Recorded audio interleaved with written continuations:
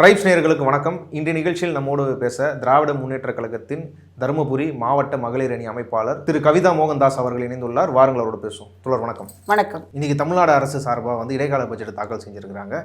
இந்த பட்ஜெட் குறித்து பல்வேறு விமர்சனங்களும் வரவேற்புகளும் வந்துட்டு இருக்குது. குறிப்பாக திரு எடப்பாடி பழனிசாமி எதிர்க்கட்சி தலைவர் அவர்கள் சட்டசபையிலிருந்து வெளில வரும்போது பத்திரிகையாளர் சந்திப்பில் பட்ஜெட் குறித்து அவரோட கருத்தை பதிவு பண்ணும்போது வழக்கம் போல் இதுவும் ஒரு ஒன்றும் இல்லாத பட்ஜெட்டு தான், 5 வருஷமாக என்ன போட்டாங்களோ அதே தான் போட்டு வச்சுருக்கிறாங்க, இந்த பட்ஜெட் சொல்கிற இந்த விஷயங்கள்லாம் வெறும் மேனாமணிக்குத்தனமாக இருக்குது அப்படின்னு சொல்லி கடந்த 5 ஆண்டுகளைப் போல இந்த ஆண்டு இடைக்கால நிதிநிலை அறிக்கையும் வார்த்தை ஜாலங்கள் நிறைந்த மேனாமினிக்கு உரையாகத்தான் இருக்கிறதே தவிர உருப்படியாக எதுவும் இல்லை. அவங்க ஏற்கனவே காது குத்து விழான்னு சொல்லி இன்விடேஷன் அடிச்சுட்டு உள்ள அதை கேலி பண்ணுற விதமாக பண்ணியிருக்கிறாங்க. இதையும் சொல்லியிருக்காரு. இது நீங்கள் எப்படி பார்க்குறீங்க?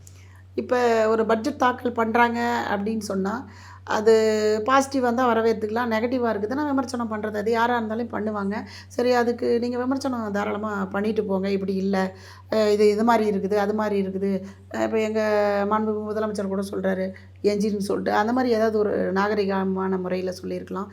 இவர் ஏற்கனவே கொடுத்த அந்த பஸ் விடியல் பயணத்தை லிப்ஸ்டிக் பஸ்ஸுன்னு சொல்லி கேவலமாக பேசினார்.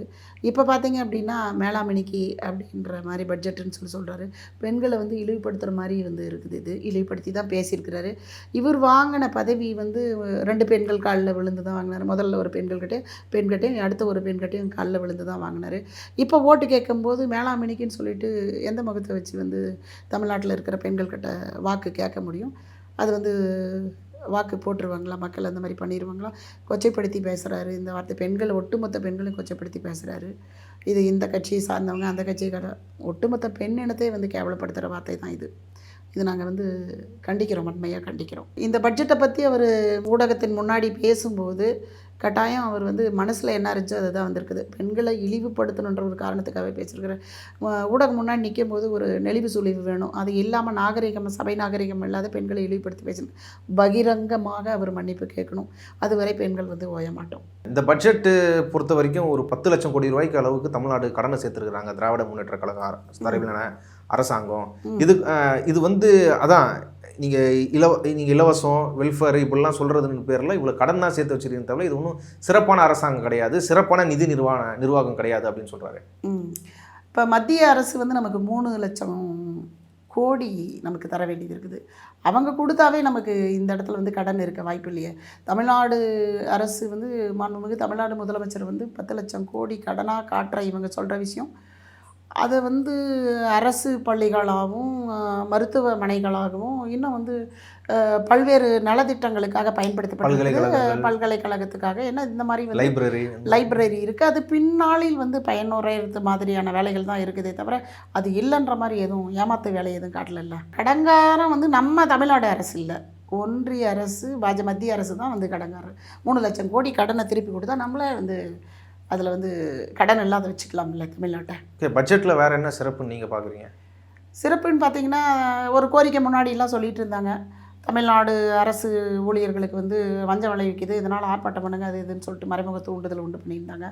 அதில் பார்த்தீங்க அப்படின்னா இன்றைய நிதிநிலை அறிக்கையில் பார்த்தீங்க அப்படின்னு சொன்னாக்க அரசு ஊழியர்களுக்கு புதிய ஓய்வூதிய திட்டத்தின் மூலிமா 11,000 கோடி ஒதுக்கியிருக்கிறாங்க. 11,000 கோடி ஒதுக்கியிருக்கிறாங்க. பின்னாடி பார்த்திங்க அப்படின்னா 8 லட்சம் ஏழைகளுக்கு காங்கிரீட் வீடு கட்டி கொடுத்துருக்கு. அதில் 1.77 லட்சம் வீடு பணி நிறைவடைஞ்சிருக்கு. அப்புறம் 29,000 வீடு கட்டி முடிச்சிருக்கிறாங்க. 1.14 லட்சம் வீடுகள் புனரமைக்கப்பட்டிருக்குது.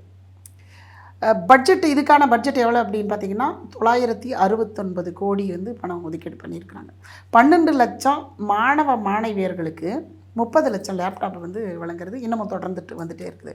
மற்றும் நகர்ப்புற மற்றும் கிராமப்புற வீடுகளுக்கு 77.800 பேருக்கு இலவச பட்டா வழங்க சொல்லியிருக்கிறாங்க.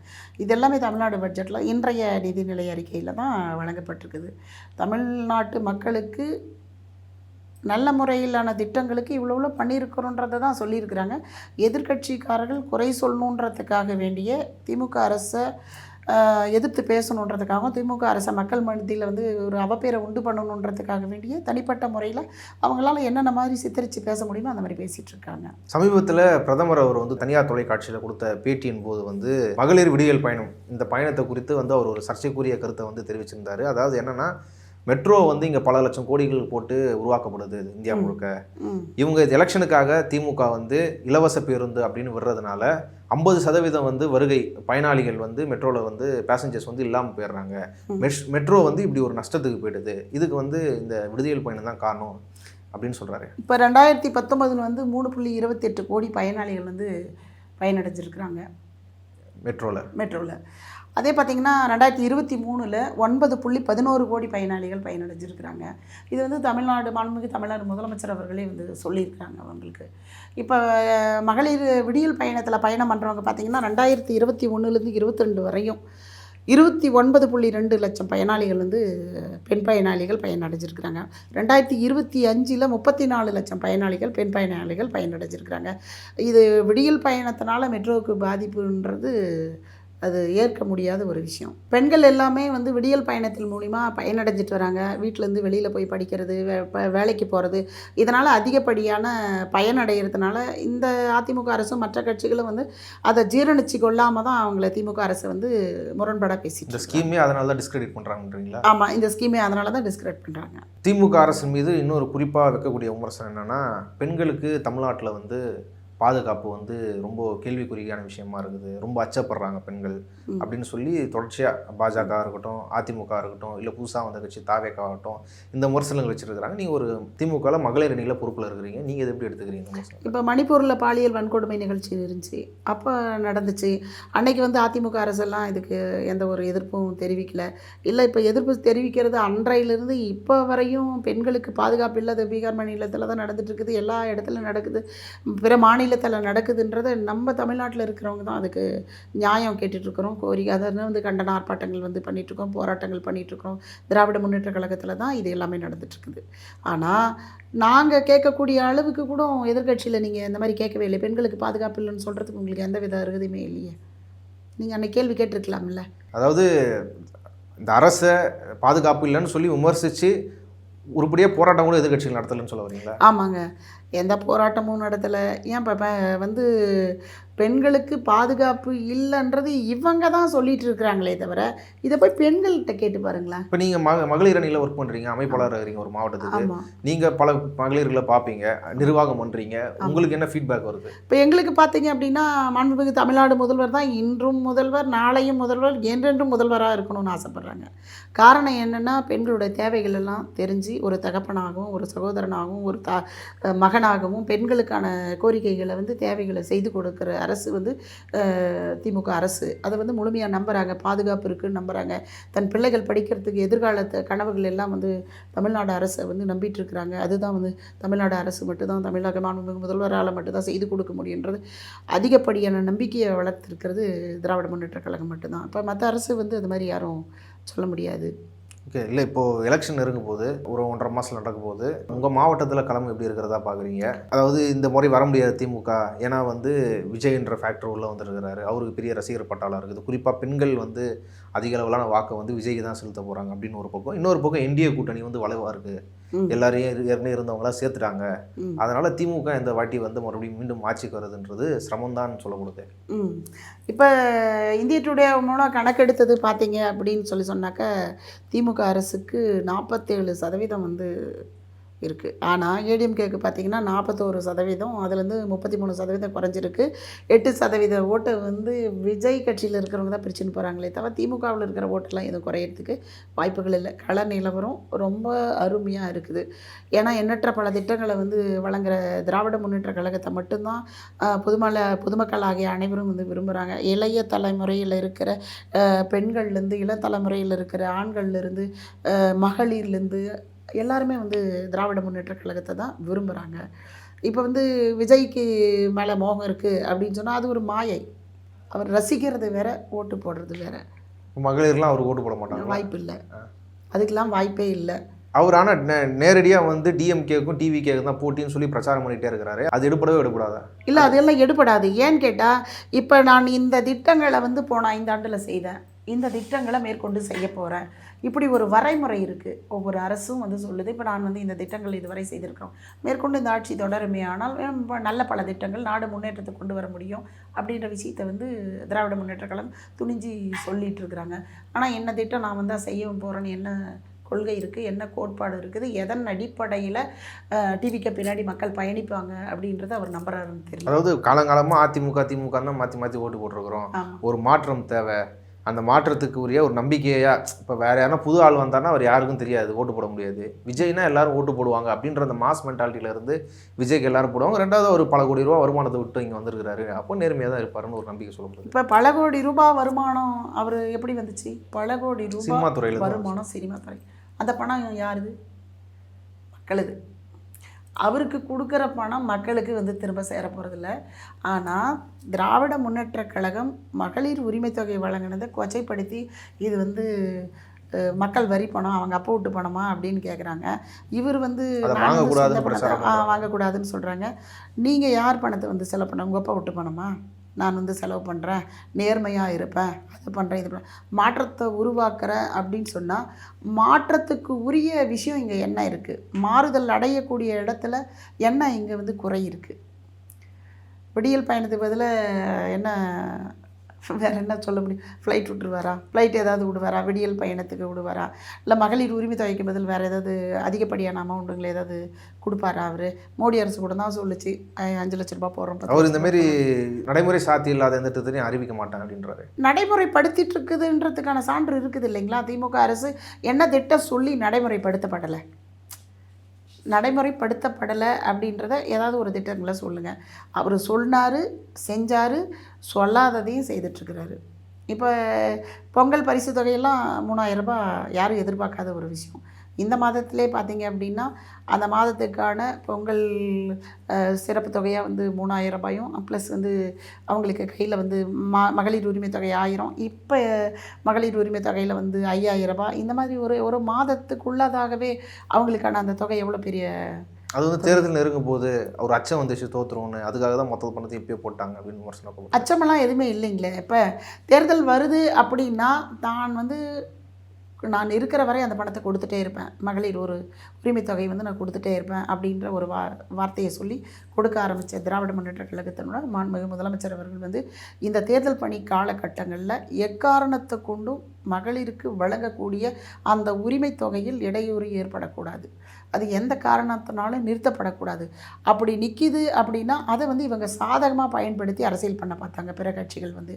அதை முன்கூட்டியே உணர்ந்த நமது மாண்புமிகு தமிழ்நாடு முதலமைச்சர் அவர்கள் என்ன பண்ணிட்டார் அப்படின்னா, அந்த பிப்ரவரி மாதம் நடந்துட்டுருக்கிற அந்த நடைமுறை மாதத்துக்கான பணமும் பின்னாடி வந்து வரக்கூடிய அந்த 2 மாத கால பணத்தையும் சேர்த்து 3000 ரூபாயும் கோடை விடுமுறை பணம்னு சொல்லிட்டு 2000 ரூபாயும் வழங்கி அவங்களுக்கு 5000 ரூபாய் வழங்கினாங்க.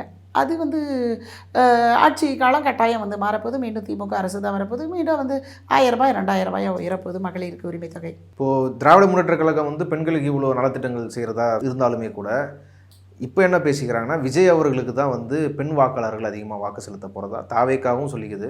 தாவேக்காவில் இருக்கக்கூடிய நபர்கள் ஃபிலிக்ஸ் போன்றவர்கள் இன்னும் பலர் வந்து சொல்லி ஆதவர்ச்சனா போன்றவர்கள், இல்லை விஜய் அவர்களே கூட எல்லா வீட்டில் இருக்கும் பெண்கள் அவருக்கு தான் வாக்கு செலுத்த போகிறதா வந்து சொல்லப்படுது. இது எந்த அளவுக்கு உண்மையாக இருக்கும்? சார், நான் தருமபுரி மாவட்ட மகளிர் அணி அமைப்பாளராக தருமபுரி மாவட்டத்தில் களமிறங்கி களப்பணி செய்துட்ருக்கிறேன். ஒரு கொள்கை இருக்குது, ஒரு கோட்பாடு இருக்குது, அதனால் ஒரு பதவி இருக்குது. அந்த பதவிக்கான ஒரு அங்கீகாரத்தும் தமிழ்நாடு மாண்புமிகு தமிழ்நாடு முதலமைச்சர் அவர்களுக்கு ஒரு பெருமை சேர்க்கும் விதத்திலையும் அவரோட நலத்திட்டங்களை கொண்டு போய் சேர்க்கணுன்றதுக்காக பொதுமக்களிடையே நலத்திட்டங்களை எடுத்து பேசி களப்பணியாற்றும். பல்வேறு நலத்திட்டங்களை செய்திருக்கிறோம். மாண்புமிகு தமிழ்நாடு முதலமைச்சர் அவர்களுக்கு பிறந்தநாள் அப்போ வந்து இனிப்புகள் வழங்கியும் உணவு உடை வழங்கி நாங்கள் கொண்டாடியிருக்கோம். தமிழ்நாடு துணை முதலமைச்சருக்கு அவருக்கு வந்து நாங்கள் பிறந்தநாள் கொண்டாட்டோம். ஏன் இப்போ அரசு பள்ளியில் வந்து இந்த ஆண்டு அவருடைய பிறந்தநாளுக்கு அவருடைய உருவப்படம் பொறித்த ஒரு சாக்லேட், அது வந்து 1000 குழந்தைகளுக்கு நான் வந்து மகளிர் அணி அமைப்பாளராக வழங்கியிருக்கேன். களப்பணி ஆட்டுறதுக்கு ஓய்வு இல்லாமல் களப்பணி ஆட்டிகிட்ருக்குறோம். ஒரு மகளிர் அணி அமைப்பாளர்ன்றதுக்காகவே இவ்வளோ பணி செய்துட்ருக்குறோம். தவக விஜய் வந்து எங்கே களப்பணி செய்திருக்கிறாருங்க? சனிக்கிழமைனா வர்றது, மீட்டிங் போடுறது, அங்கே வந்து ஹாய் ஹூயின்றது, ஸ்டாலின் அங்கிள்ன்றது. ஒரு பேட்டியில் அவர் வந்து சொல்லியிருக்கிற வீடியோவில் நான் பார்த்துருக்குறேன். கனிமொழி, அப்புறம் வந்து உதயநிதி ஸ்டாலின், அப்புறம் வந்து முரசொலி, மாறன், இந்த மாதிரி பேரெல்லாம் கேட்கும்போது எப்படி இருக்குன்னா ஒரு சினிமா பட டைட்டில் மாதிரி இருக்குது அப்படின்னு சொன்னேன். ஒரு பேரை கேட்கும்போதே படத்தோட டைட்டில் வைக்கணுன்ற அளவுக்கு முன்மாதிரியாக விளங்கிக்கிட்டு இருக்கிற திராவிட அரசை பார்த்து நடிக்கிறதுக்கே அவங்க தானே உங்களுக்கு. அவங்க அப்பா எப்படி உள்ளே வந்தார்? எப்படி திமுக அரசால் திராவிட முன்னேற்ற கழக கலைஞர் ஐயா கதவசனம் கொடுத்து வாய்ப்பு கொடுத்து அதன் பிறகு உள்ளே வந்து அதே கட்சியில் வளர்ந்து அவங்களே நீங்கள் எழுத்துட்டு விமர்சனம் பண்ணுவீங்களா? நீங்கள் களப்பணி காட்டுங்க. எத்தனை போராட்டம் பண்ணியிருக்கிறீங்க? நீட் தேர்வுக்கு எதிர்ப்பாக ஏதாவது போராட்டம் பண்ணியிருக்கிறீங்களா? இல்லை பாலியல் வன்கொடுமை அதுக்கெல்லாம் ஏதாவது போராட்டம் பண்ணியிருக்கிறீங்களா? இப்போ கொரோனா காலகட்டத்தில் வந்து குடும்பமாக வந்து எல்லாமே இறங்கி வேலை செஞ்சாங்க. உதயநிதி ஐயா வந்து அது கொஞ்சம் கூட ஓய்வடையாமல் வேலை பார்த்துருக்குறாரு. மாண்புமிகு முதலமைச்சர் ஓய்வு இல்லாமல் வேலை பார்த்துருக்குறாங்க. இயற்கை பேரிடரான மழை வெள்ள பாதிப்புகள் வந்து தூத்துக்குடியில் வந்து அதிகமான பாதிப்புன்னு அக்கா கனிமொழி பெண்களாக வந்து அக்கா கனிமொழி அவர்கள் வந்து களப்பணி ஆட்டியிருக்கிறாங்க. நீங்கள் வந்து எங்கே இதில் வந்து சந்திச்சிங்க? மக்களை எங்கே சந்திச்சிங்க? எந்த இயற்கை பேரிடருக்கு நீங்கள் பார்த்துருக்குறீங்க? யாருக்கு நிதி வழங்கியிருக்கிறீங்க? புயல் நிவாரணம் அப்போல்லாம் வந்து பனையூருக்கு வர சொல்லி நிவாரண பொருளாக கொடுத்தாங்க. எங்க மக்களோட மக்களாக நின்று மக்களுக்கு சேவை செய்யறதுக்கு தான் ஒரு அரசன் இருக்கணுமே தவிர, நான் என் ஏரியாவில் உட்காந்துக்கிறேன், தில்லுன்னு தான் என் ஏரியாவுக்கு வந்து பாருன்ற மாதிரி ஆள் வச்சு கூட்டின்னு போயிட்டு 41 பேர் காப்பு வாங்கிட்டு அந்த துக்கமடைஞ்ச அந்த இழப்பு ஏற்பட்ட குடும்பத்துக்கு கூட நேரில் வந்து ஆறுதல் சொல்ல முடியாத நீ வந்து தமிழ்நாடு காப்பாற்றிட முடியுமா? தருமபுரி மாவட்டத்தில் மழை வெள்ள பாதிப்பு ஏற்பட்டுச்சு. அன்றைய காலகட்டத்தில் மாண்புமிகு துணை முதலமைச்சர் வந்து உதயநிதி ஸ்டாலின் நேரில் வந்து ஆய்வு பண்ணார். இதை வந்து அவங்க இயக்கத்தில் நாங்கள்லாம் இருக்கிறோம், நான் வந்து இந்த பதவியில் இருக்கிறேன், நான் களப்பணி ஆட்ட மாட்டேன்லாம் யாரும் நிற்கல. அவங்க பதவிகளை தாண்டி மக்களோட மக்களாக அந்த இடத்துல வாழ்ந்துருக்குறாங்க, அந்த பணியை செய்திருக்கிறாங்க, களப்பணி செய்திருக்கிறாங்க. மழை வெள்ளத்தால் சென்னை எடுத்துக்கிட்டிங்க அப்படின்னா மழை வெள்ள பாதிப்பு எவ்வளவு இருந்துச்சு. இப்போலாம் எங்கேயாவது தண்ணி தேங்குதுங்களா? பார்த்தீங்களா? ஒரு அதிகபட்சம் 1 மணி நேரம் 2 மணி நேரம் கிளியர் பண்ணிடுறாங்க. அந்தளவுக்கு மக்கள் எதிர்காலத்தில் பாதிப்படையக்கூடாத பிற்காலத்தில் பாதிப்பு வரக்கூடாதுன்றதுக்காக இன்றைய காலகட்டத்திலே கட்டமைப்பு போட்டு வேலை பணி செய்துட்ருக்குறாங்கள. மக்கள் தேவைகளை அறிஞ்சு குறிப்பறிந்து செயல்படுறாங்கல்ல. இப்போ கட்சி பணி செய்யும்போது மக்கள் தேவைக்காக கட்சி பணி செய்கிறோம், நம்ம மக்கள் சேவை செய்துட்ருக்குறோம், மக்களுக்காகவே திராவிட முன்னேற்ற கழகம் இருக்குது. நம்ம மேலே அவதூறை பரப்பிட்டு இவங்க என்றைக்கோ ஒரு நாளைக்கு மழை அடித்தா காற்றடிச்சான்னு அப்படி வந்து எட்டி பார்த்துட்டு போகிறதுனால வந்து மக்கள் வாக்களிச்சிருவாங்கன்னு நம்புறது நியாயமில்லாத ஒரு விஷயம் இல்லை. அப்படி எதிர்பார்க்க முடியாதுல்ல.